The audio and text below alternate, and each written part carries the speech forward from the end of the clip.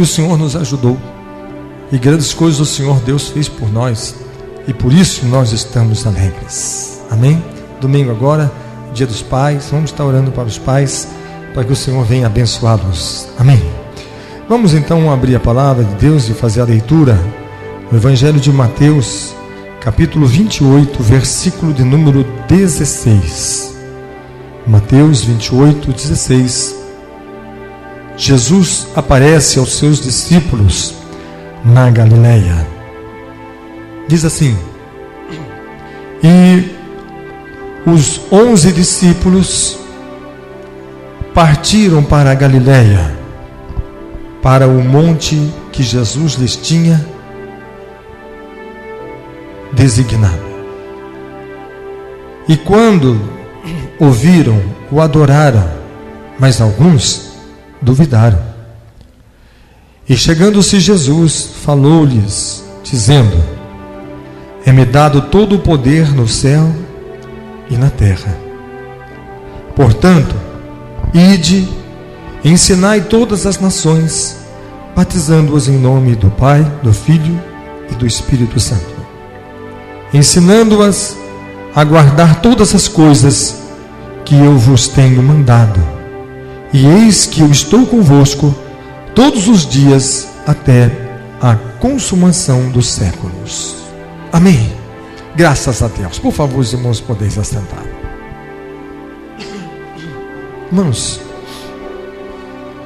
a história, o ministério de Jesus, a história do seu ministério se deu aos 30 anos de idade. E ele chamou para si esses discípulos, esses homens, que estiveram com ele desde o princípio, desde o começo. E eles viram coisas que às vezes eu fico lendo a Bíblia, fico lendo os Evangelhos e fico imaginando coisas extraordinárias que os discípulos viram, coisas tão bonitas que eles presenciaram. Quando Jesus curou o cego, surdo, mudo, paralíticos, leprosos. E a palavra de Deus, ela diz assim, que Jesus realizou tantos sinais e tantos prodígios e tantas maravilhas, que se fosse escrever tudo o que ele fez, a palavra de Deus fala assim, a terra não teria espaço na terra para colocar tantos livros, porque eram tantas coisas que aconteciam através do seu ministério. As pessoas, multidões, milhares e milhares de pessoas vinham na sua direção, e a Bíblia diz que todos queriam tocá-lo, todos, multidões, milhares de pessoas. Ele descia do monte e ali ele era cercado por multidões que vinham tocar nas suas vestes. Todos queriam tocá-lo, porque a Bíblia diz que todos que tocavam nele recebiam a unção do Espírito, recebiam a bênção, eram curados dos seus males. Os espíritos imundos não resistiam e abandonavam as pessoas, e eles eram libertos. Eram tantas maravilhas, tantos milagres, tantos sinais, tantos prodígios. E depois Jesus chamou os 12 e deu a eles poder e autoridade. Deu a eles uma botija de azeite e disse para eles: vocês unjam os enfermos e curem os doentes, expulse os demônios e anuncia o reino de Deus. E por toda a parte que aqueles homens iam, os sinais aconteciam, os milagres aconteciam, as maravilhas aconteciam. Jesus chamou mais 70 e deu a esses 70 poder e autoridade, e eles também iam de 2 em 2 pelas aldeias, pelas cidades, e por onde eles passavam, os milagres aconteciam, maravilhas, prodígios aconteciam. Esses homens que viram tanta coisa, esses homens que presenciaram tantas coisas, eles também presenciaram algo que chocou a vida deles. Algo que trouxe um trauma tão grande para esses homens, que aquele homem que eles viram fazendo tantos milagres, tantas maravilhas, tantos sinais, tantos prodígios, aquele homem que soprou sobre eles e transferiu aquela unção sobre a vida deles, para que eles também pudessem ser uma extensão do reino de Deus e curar pessoas e libertar pessoas. Mas eles reconheciam que a fonte daquele poder vinha da pessoa de Jesus. Ele tinha o poder, ele tinha autoridade, e ele gerava poder nas pessoas, ele gerava autoridade. Quando ele dizia: vai e unge os enfermos e impõe as mãos sobre eles e eles serão curados, eles iam conforme a palavra de Jesus e acontecia. E tudo que Jesus falava: vocês dois vão nessa cidade, vocês dois nessa, vocês dois vão por aqui, vocês dois para lá, e assim ele ia distribuindo as tarefas, e dizia: vocês vão, e o poder será sobre a vida de vocês, os milagres acontecerão através de vocês. E eles tinham Jesus como aquela referência de fonte, de unção, de poder, e tudo que eles faziam era por intermédio de Jesus. Tudo que eles faziam eram, quando os discípulos chegam para Jesus, diz assim: mestre, existe um homem, nós não sabemos quem é, não é dos nossos, ele não anda conosco, ele está do outro lado do Jordão, e ele está fazendo também muitos milagres, curando doentes, expulsando demônios e fazendo maravilhas no teu nome. Ele está usando o seu nome para fazer todas essas maravilhas, mas ele nunca andou conosco, ele nunca esteve no nosso meio. O Senhor quer que a gente vá lá e manda descer fogo sobre eles com a autoridade que o Senhor nos deu? E a gente faça ele se calar, ele silenciar? Por quê? Porque ele deve ser um impostor, está usando o seu nome, ele não pertence ao nosso grupo. E Jesus disse: vocês não sabem que espírito vocês são, vocês não sabem qual é o espírito que está movendo na vida de vocês. Porque na verdade, aquele homem, ele tinha muito mais fé do que aqueles que estavam com Jesus. Por quê? Porque aqueles que estavam, eles tinham a base da sua fonte na pessoa de Jesus. Sabe por que acontece isso? Porque eu ando com Jesus, porque eu estou com Ele, porque eu pertenço ao grupo dele, porque eu pertenço à equipe dele. Mas aquele que estava do outro lado, embora não seguisse Jesus, não acompanhasse Jesus, não pertencia aos discípulos de Jesus, mas pela sua fé, ele via as pessoas sofrendo, as pessoas perturbadas, endemoniadas, e ele dizia para aquelas enfermidades: em nome de Jesus, o Nazareno, seja curado. E as pessoas eram curadas por intermédio da fé em Jesus. A fonte, ele sabe que a fonte está em mim, que o poder está em mim, que a autoridade está em mim, e se ele não é contra mim, ele é a meu favor. Aquele que não se declara contra mim, esse é por mim. E por que vocês estão querendo fazer ele silenciar, ele se calar? Deixa ele que vá, deixa ele que continue o seu trabalho, o seu ministério, porque é importante o que ele está fazendo. Mas por que eu estou dizendo isso? Para você entender que os discípulos, eles tinham uma referência grande em pertencer a Jesus, em seguir Jesus, em andar com Jesus, em dizer assim: eu vou debaixo da sua autoridade, debaixo da sua palavra. Se Jesus dissesse: entre naquela cidade e cure os enfermos e expulse os demônios, eles iam, porque Jesus mandou. Mas se Jesus não dissesse nada, eles simplesmente sentavam e não faziam nada. Eles não iam para parte alguma, para canto nenhum. Por quê? Porque estavam esperando, aguardando a ordem do Senhor Jesus para fazer aquilo. Por quê? Porque eles trabalhavam debaixo da autoridade, debaixo das ordens e daquilo que Jesus estabelecia para eles fazerem. E na hora que eles viram aquele que era a fonte de poder, de autoridade, aqueles que ele recebia todas as coordenadas para onde ir e como fazer, de que maneira fazer, quando eles viram Jesus sendo preso, quando eles viram Jesus sendo julgado, quando eles viram Jesus sendo açoitado, espancado, humilhado, coroa de espinhos, e eles viram que aquele referencial de força e poder tinha se tornado um prisioneiro, estava sendo morto, crucificado, eles sofreram uma decepção muito grande. Por que eles sofreram essa decepção?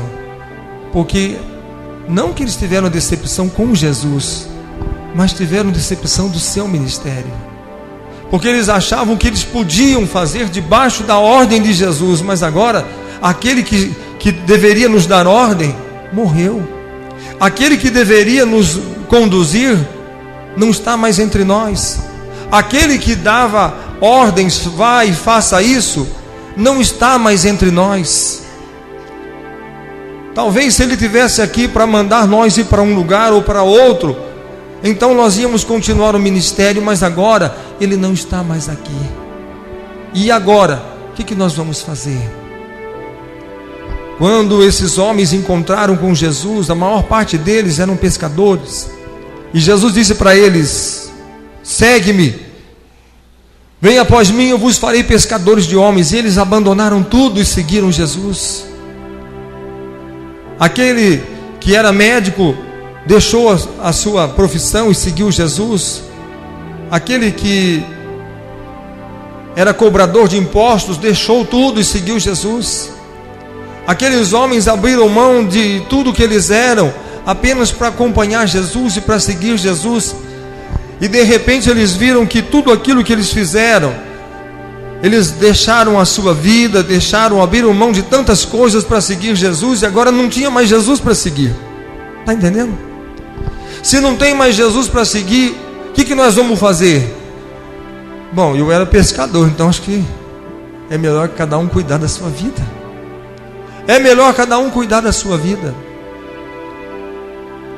Mas em meio àquela decepção, aquele medo, aquela incerteza, chega Maria Madalena e diz: o mestre está vivo, eu o encontrei. Eles estavam meio perdidos, porque como? Nós vimos ele morrer, como é que ele está vivo? Ele ressuscitou, ele está vivo. Ele mandou vocês ir para a Galileia, porque Ele quer que vocês o vejam, Ele quer falar com vocês, Ele quer mostrar muitas coisas para vocês.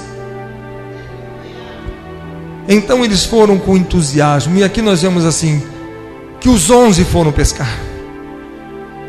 Os 11, lá foi o cobrador de impostos, lá foi o médico, todos eles foram para o mar da Galileia.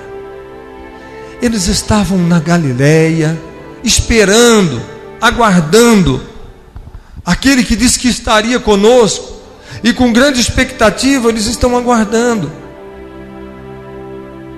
E a única coisa que eles guardavam consigo era um Jesus que morreu com a coroa de espinhos, um homem sofrido, como diz Isaías 52, ele ficou desfigurado, um homem que quase não se conseguia reconhecer o seu rosto, definir a sua imagem, porque de tanto que ele foi espancado, humilhado. Era aquele que eles tinham visto, mas de repente eles veem que aparece e agora a aparência desse Jesus já não era mais aquela que eles conheceram. Agora aquilo que Jesus mandava eles dizer não era mais aquilo que eles presenciaram. Eu vi um homem que fazia milagres, que fazia maravilhas, que fazia sinais. E Jesus disse: quem os homens dizem que eu sou? Os homens dizem que o Senhor é um profeta. Alguns dizem que é Elias, outros dizem que é Jeremias. Os homens dizem que o Senhor é um profeta por causa dos sinais e as maravilhas que o Senhor faz. Mas agora, quando estavam diante da pessoa do Senhor Jesus, que morreu, mas ressuscitou, e ele disse: eu tenho todo o poder em cima dos céus e em cima da terra. Agora nós já não estamos vendo apenas um homem que aparenta ser um profeta, mas estamos vendo a pessoa de um Deus se revelando para nós. Poder, autoridade, majestade, domínio sobre tudo e sobre todas as coisas. E quando Jesus disse para eles, agora não daquela maneira que eles diziam: olha, vocês dois vão para cá, vão por aquela cidade, vocês dois vão ali, vocês dois vão lá, vocês dois vão naquela outra, unge os enfermos e anuncia o reino. Mas agora eles saíam pela ordem que o Senhor Jesus deu para eles, porque a ordem que Jesus deu foi essa: é-me dado todo o poder no céu e na terra, portanto, ide e ensinai as nações. Ensinai as nações. Quando chegaram para Pedro, disseram assim: Pedro, você não pode mais continuar falando no nome desse homem, desse Jesus, Yeshua, que você diz que é o Senhor, que é o Messias. Você não pode mais falar no nome dele. E o que Pedro disse? Eu não posso deixar de falar nas coisas que os meus ouvidos ouviram e nas coisas que os meus olhos contemplaram. Eu vi mais do que um homem, eu vi o Senhor. Eu vi aquele que tem o poder da ressurreição, aquele que tem o poder da vida. Eu vi aquele que ressuscitou dentre os mortos, subindo até as nuvens e desaparecendo nas nuvens e subindo para entrar no seu reino. E ele disse que ele voltará e ele virá para buscar o seu povo. Ele descerá nas nuvens com sons e alaridos de anjos, com sons de trombetas, e a noiva dele, a igreja, irá subir para encontrar o Senhor nos ares. Agora não estou falando de um cristianismo, não estou falando de uma religião, eu não estou falando agora de um conceito, não estou falando de uma nova religião que saiu, que surgiu, mas agora eu estou falando de um Deus poderoso, que salva, que cura e que liberta. E quando ele disse: ide por todo mundo e pregai o meu evangelho a toda criatura, ele estava mandando que fosse até os perdidos, até os que estavam mortos, aqueles que não têm mais esperança. Declare que eu sou a ressurreição, que eu sou a vida. Não é mais um homem, não é mais um profeta, mas eles tinham visto algo sobrenatural. E o que eles estavam passando para as pessoas agora não era apenas aquilo que eles aprenderam com os profetas, que aprenderam com os doutores da lei, não é somente aquilo que eles aprenderam no templo, ou que os pais ensinavam para os filhos, aquilo que receberam de Moisés, a lei, a Torá, mas eles estavam o quê? Anunciando aquilo que os seus olhos tinham visto, e tinham visto um Jesus vivo, aquele que ressuscitou. Quando eles chegam e anunciam aos homens, eles começam dizendo assim: aquele Jesus que vocês mataram, lembra que vocês diante de Pilatos gritaram para Pilatos: crucifica-o, crucifica-o. Este Jesus que vocês crucificaram, que vocês levaram ele até o Gólgota, até o Calvário, e ele morreu crucificado, este Jesus, Deus o ressuscitou dentre os mortos, e ele tem poder, e ele tem autoridade. E agora nós estamos anunciando a sua mensagem, estamos anunciando a sua ordem, estamos anunciando a sua palavra, estamos anunciando que ele vive, que ele é poderoso, que a morte não pode segurá-lo. É mais do que aquilo que nós aprendemos através da lei, dos profetas, é mais do que aquilo que nós lemos e estudamos, mas é a experiência que nós tivemos nesse Deus poderoso que criou os céus e que criou a terra, que Ele enviou o seu Filho. Eu tenho certeza, eu sou testemunha que Jesus, Ele é o Filho de Deus, que Deus enviou o seu Filho único, para que todo aquele que nele crê não pereça, mas tenha vida eterna.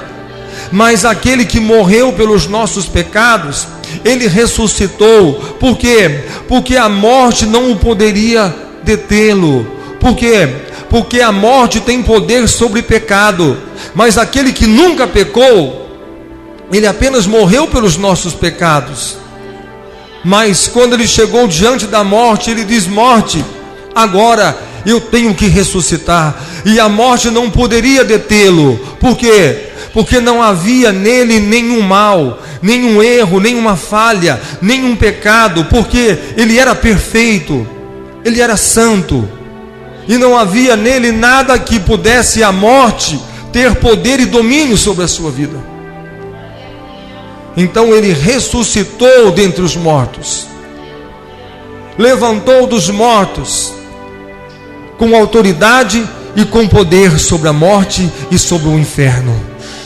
Agora, vocês vão por toda a face da terra, por todas as nações, anunciando o Evangelho, batizando aqueles que creem, libertando os que estão cativos, presos, acorrentados, todos aqueles que precisam de um livramento. Vocês agora, vocês têm autoridade. Por quê?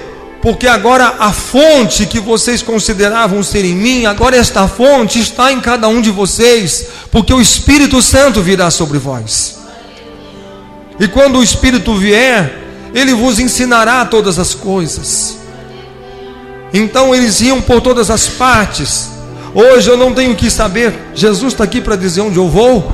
Não, mas o Espírito Santo está sobre mim, sobre você, sobre a igreja, para nos levar, para nos dirigir, para nos guiar, para nos capacitar com dons espirituais, dons ministeriais, levando um reino de Deus, levando o poder de Deus, levando para as nações, Cristo para as nações, levando aquele que vive eternamente para as nações, anunciando a salvação, anunciando que existe perdão, anunciando que existe conserto, que existe restauração, que existe libertação.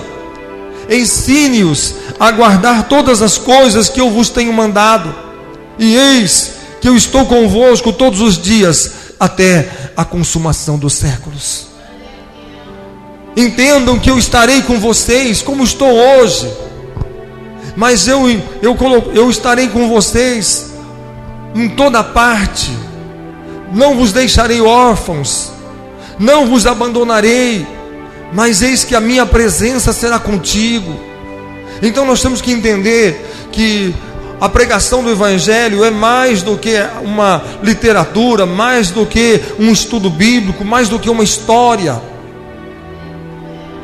mas é o poder de Deus, é a unção de Deus, é a virtude de Deus, é a glória de Deus manifestando, arrancando, transformando, libertando o homem de toda a condenação, de toda a miséria, de todo o mal, de toda a maldição. Deus está libertando por intermédio do seu Filho Jesus. E o tempo é esse, é chamado graça. E esse tempo de graça é para que pessoas sejam alcançadas. Nenhuma condenação há para os que estão em Cristo Jesus, porque não andam mais segundo a carne, mas segundo o Espírito Santo de Deus. Deus espera do seu povo, Deus espera da sua igreja, que nós possamos levantar e anunciar aquele que vive eternamente, pregando na unção, na autoridade, pregando na convicção de algo sobrenatural, não algo que seja deste mundo, mas algo que vem dos céus, poder que vem dos céus, autoridade que vem dos céus, o Espírito que vem dos céus, para tocar, transformar e mudar uma nação, uma cidade, uma comunidade, Deus tem poder para sarar todas as coisas. Deus tem poder para transformar todas as coisas. Nós temos que, muitas pessoas falam assim: esse mundo não tem mais jeito. Esses dias mesmo ouvi alguém dizendo: este mundo não tem mais jeito. Este mundo não tem mais jeito. Por quê? Porque a maldade e a perversidade está tomando conta do coração das pessoas. Está crescendo a iniquidade, está crescendo cada vez mais. Mas nós temos que entender uma coisa: a palavra de Deus diz que toda a terra está cheia da glória de Deus. Toda a terra está cheia da glória de Deus. Toda a terra está cheia da glória de Deus. Por quê? Porque a igreja tem se multiplicado, e por toda a parte existem adoradores adorando, buscando a Deus, invocando o nome do Senhor. E Ele disse: eis que estarei convosco todos os dias até a consumação dos séculos. E onde estão clamando, onde estão buscando, ali estão trazendo, ali estão revelando a glória de Deus. E a glória de Deus toca no coração do homem, transforma o coração do homem, restaura o coração do homem. Nós temos que esperar somente de Deus. Nós temos que anunciar a palavra de Deus, mas na autoridade do poder e no poder do Espírito Santo, para que vidas sejam transformadas, porque a palavra transforma. A palavra, ela traz vida nova. Nós temos que pregar a palavra na sua raiz, na sua essência. A palavra que salva o pecador, a palavra que transforma, que converte o coração e faz do homem uma nova criatura. A igreja tem que se despertar e trazer de volta a ordem que o Senhor Jesus deu e disse: ensinai as nações a guardar a palavra, os mandamentos, o temor do Senhor, a lei do Senhor no seu coração, e não se desviar nem para a esquerda e nem para a direita, para que o homem seja edificado na pessoa do Senhor Jesus Cristo, seja transformado. Tem que haver transformação.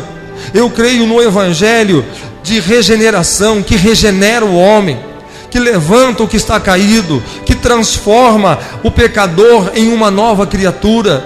Eu creio no evangelho que faz com que uma cidade seja mudada e transformada.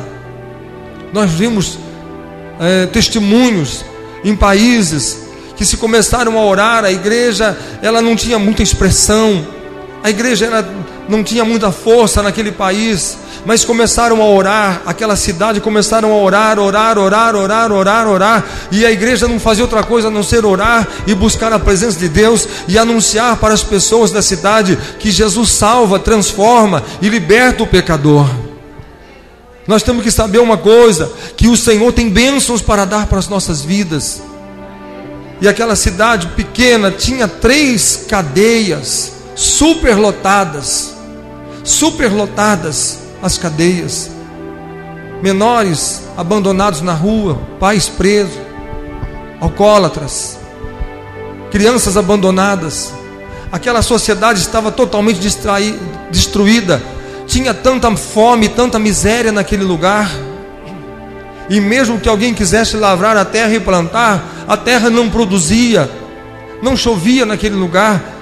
Um lugar amaldiçoado, um lugar que as pessoas passavam fome, miséria.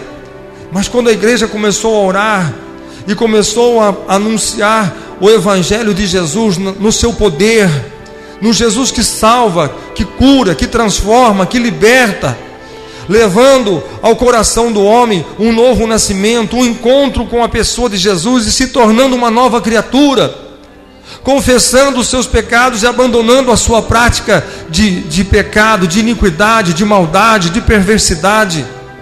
Sabe o que aconteceu com aquela cidade? As 3 cadeias tiveram que fechar, porque não tinha mais preso para prender.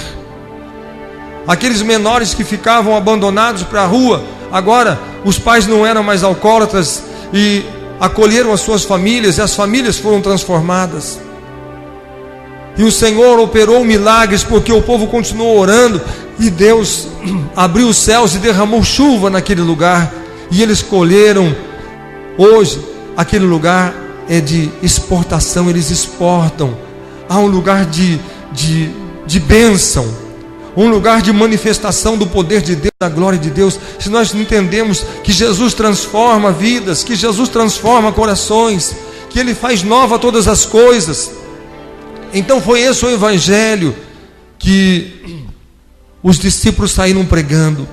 Agora nós estamos pregando algo extraordinário, e nós estamos dispostos a perecer por esse evangelho, se for necessário ser preso ou até morrer por causa dele, porque nós sabemos o que esse evangelho faz.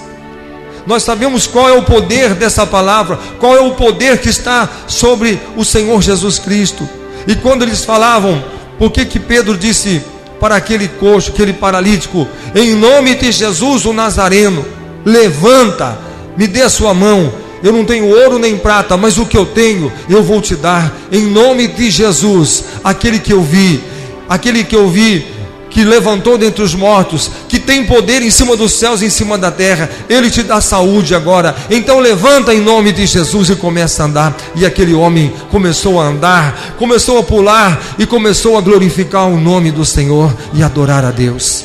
Eu quero que você entenda que o evangelho é o poder de Deus, e que Jesus ressuscitou dentre os mortos, e a ordem que Ele deu para cada um de nós hoje é a mesma que Ele deu para os seus discípulos. Vocês vão pregar na autoridade do Espírito Santo. Quando você pregar na autoridade do nome de Jesus, quando você orar no nome de Jesus, saiba que os céus vão se abrir, e que a presença de Deus vai se derramar, e a glória do Senhor vai encher a tua vida. Basta você crer, basta você saber que você está clamando por aquele que vive eternamente, aquele que tem poder em cima dos céus e em cima da terra, e aquele que diz: agindo eu, ninguém mais poderá impedir o meu agir. Então receba a unção do Espírito Santo nesse dia, nesta noite, e que a glória do Senhor venha sobre a sua casa, venha sobre a sua vida, sobre a sua família, sobre o seu lar. Creia na transformação, creia na restauração, creia que existe cura, creia que existe libertação, creia que existe salvação, que existe perdão, e que existe um reino que se manifesta na vida do homem e faz do homem uma nova criatura em Cristo Jesus. Amém? Graças a Deus.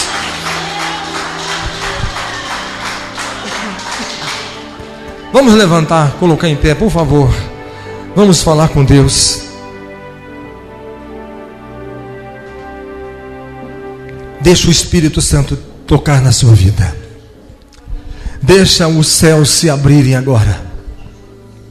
Feche os seus olhos. Faça como Jacó fez.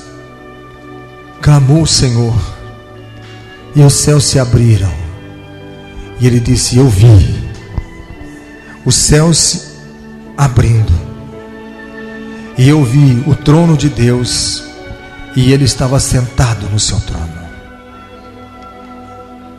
Deus está nesse lugar, e eu não sabia. Foi o que disse Jacó. Este lugar é a casa de Deus, porque aqui está a porta dos céus. Vamos clamar ao Senhor nesse instante. Deixa que os céus se abram sobre a tua vida, e que nesta noite sinais, prodígios e maravilhas aconteçam na sua vida. Clame ao Senhor agora. Ó Pai Celestial, Deus poderoso, ó Deus em cuja presença nós estamos, derrama agora, Senhor, o teu poder, a tua graça, a tua unção e o teu Espírito. Vem, Senhor, nesta noite tocar em cada vida, Senhor, que precisa do teu poder. Nós não estamos anunciando um evangelho qualquer. Não estamos anunciando, ó Deus, uma filosofia humana, um conceito, uma religião. Mas nós estamos aqui declarando que Jesus Cristo é o Senhor, que Ele ressuscitou. E assim como os discípulos viram o Senhor, viram a tua glória, viram que aquele que desceu à sepultura, mas ressuscitou, está vivo, porque Ele é santo, porque Ele é poderoso, e toda a majestade, poder e domínio está sobre as suas mãos. Senhor, estende agora as tuas mãos de poder, de graça, de misericórdia. Estende agora, Senhor, as tuas mãos de poder para sarar, para curar, para libertar, para transformar, para fazer, Senhor, nova todas as coisas. Oh, meu Deus, estende as tuas mãos agora, Senhor, e que sinais, maravilhas, prodígios, curas, oh Senhor, seja feita em nome do Senhor Jesus Cristo, em nome do Senhor Jesus. Os doentes sejam curados, os fracos sejam, Senhor, fortalecidos, os que caíram se levantem, os abatidos sejam, Senhor, restaurados e renovados. Oh meu Deus, estende as tuas mãos agora. Oh meu Deus, eu creio, Senhor, que o Senhor tem poder para fazer nova todas as coisas. Eis que eu faço nova criatura. Então, Senhor, faz, oh meu Deus, coisa nova, Senhor.